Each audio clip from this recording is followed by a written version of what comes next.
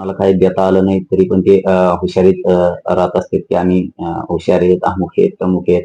आम्ही कसे असो समाजाच्या हिताचे आहेत म्हणून आम्ही काम करतो. ज्याला जे मनाने समजायचं ते समजावं. कोणी मनाने स्वतःला हुशार समजतंय, कोणी मनाला ज्ञानी समजतंय, मनानच अभ्यास समजते. त्याला कोण काय करू शकत नाही बघा. तसे वेगळे वेगळे व्यक्ती आहेत, तसे वेगळे वेगळे विचार आहेत. टेन्शन घ्यायचं नाही आपण. आपण आपलं फक्त गरिबासाठी काम करत राहायचं ते मी करतोय. जो कोण समाजाच्या विरोधात जातोय त्याला समाज बघून घेतो. ज्याचं त्याचं काम जे ते करतंय करू दे, जाऊ दे तिकडे. आपण आपल्या इकडे समाजाच्या आरक्षणाचं काम करू. आमच्या हक्काचं ओबीसी आरक्षण संपवलं. ओबीसीच्या हातात काठ्या नाही तर कोयते आहेत असं लक्ष्मण म्हटलं. काय ओबीसीच्या हातात काठ्या नाही तर कोयते आहेत आणि आमचं आरक्षण संपवलं. बघू, जाऊ दे बघू.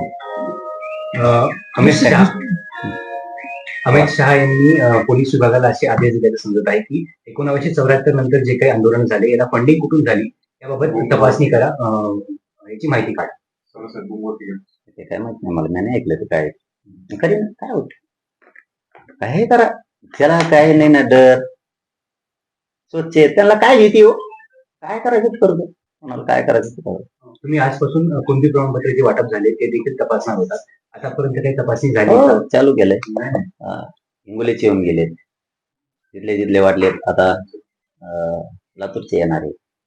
2-3 वाजेपर्यंत, जास्तीत जास्त 3-4 वाजेपर्यंत सगळे येऊन जातील. काही आढळलं का त्यामध्ये? मी ते उद्या बोलणार. काय केलंय, कसं करायचंय, पुढे काय करायचंय, उद्याचा डाव उद्या. आज फक्त पूर्ण विचारून घेतोय, कसे दिलेत, काय केलेत, कशाचे आहेत, काय. मी 2-3 वाजता विखे साहेबांशी बोलणार आहे या विषयावर. आज मुंबई हायकोर्टात हैदराबाद विद्यापीठाची जे आर निघालाय त्यावर सुनवाई होणार आहे. सरकार आहे ना, सरकारने जे आर काढलाय, सरकारची जबाबदारी आहे समाजाच्या पाठीशी उभा राहणं. जे आरच्या बाजूनं मोठी फौज उभा करणं, वकिलांची, महाधिवक्त्यांची, ही सरकारची जबाबदारी आहे. सरकार काम करत, आमची जबाबदारी आम्ही पार पाडली, पाडणार आहेत. आम्ही रक्षण करणार आहेत जे आरचं, आम्ही लढणार आहेत, मराठ्यांना आरक्षण देणार आहेत. आमची इमानदारीची प्रामाणिक लढाई सुरू.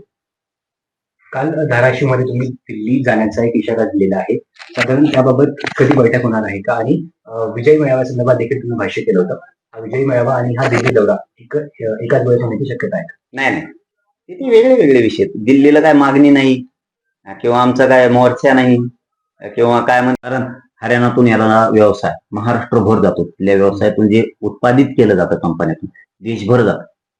मग तो व्यवसाय कोणता, मग आपल्याला ते माहित होतं की आपला व्यवसाय आहे आणि हे तर आपल्यापर्यंत येत आहे. आपल्याला आतापर्यंत माहित नव्हतं कोणाचं काय उत्पादन होतंय कंपन्यातून, कोणाचे व्यवसाय काय, त्यांच्या शेत्या कशा, आपल्या शेत्या कशा.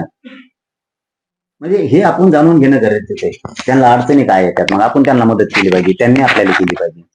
आपण तर सख्खे भाऊ येत पण माहित नाही, जवळून एकमेकाला खेटून बी गेलो, ओळख नसते, माहित नसतं, कधी गाठ भेट नाही, काय करणार. एकमेकाला कळलं आपुलकीनं एकमेकाला जवळ करतो. हे आपुलकीचं नातं जोडणार आहेत आम्ही. माणुसकीचं जे आपुलकीचं नातं म्हणतात ना, आपलेपणाचं आपुलकीचं नातं, ते देशभर आम्ही जोडणार आहेत.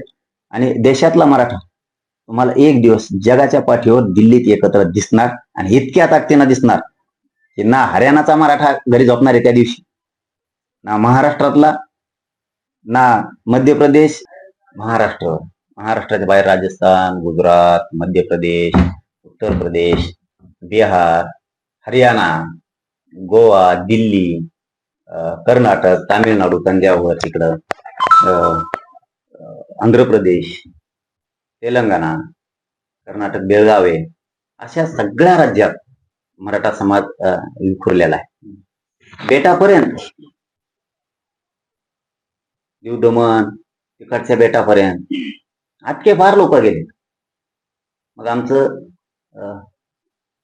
काम आहे भाऊ म्हणून खूप दशकानंतर आपण एकत्र आलो पाहिजे. आनंदाचा सोहळा झाला पाहिजे, आपल्या गाठीभेटी झाल्या पाहिजे. पानिपतच्या लढाई मराठ्यांनी जिंकली. महाराष्ट्रातून इतक्या लांब जाऊन त्या ताज्या खुणा आहेत, त्या जखमा आहेत आमच्या. शेवटी आमचे ते भाऊ आहेत, आम्ही त्यांचे भाऊ आहेत. आम्हाला कडकडून मिठ्या मारायचे. राजस्थान मधला, गुजरात मधला मराठा, मध्य प्रदेशचा मराठा, दिल्लीचा मराठा, बेळगाव कर्नाटकचा मराठा, आम्हाला एकमेकाला एका जागेवर कुठंतरी भेटणं गरजेचं आहे. आम्ही भेटून कडकडून मिठी मारणार आहेत. चुलता पुतण्याला भेटणार आहे. आई माऊल्या एकमेकीला भेटणार आहेत. आमचे भाऊबंद एकमेकाला भेटणार आहे.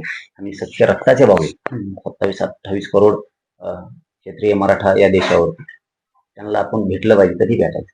साधारण कधी होणार आहे तुमची आणि ही तारीख करू आम्ही डिक्लेअर, त्याला वेळ लागणार आहे. एकंदरीत या भेटीचे नियोजन कसं असणार आहे? याच्यात बलकचे मराठा पण सहभागी असतील. सगळे देशात जेवढे मराठी देशाच्या बाहेरचे पण येतील, पण परिषद वगैरे देशातले अधिवेशन होणार.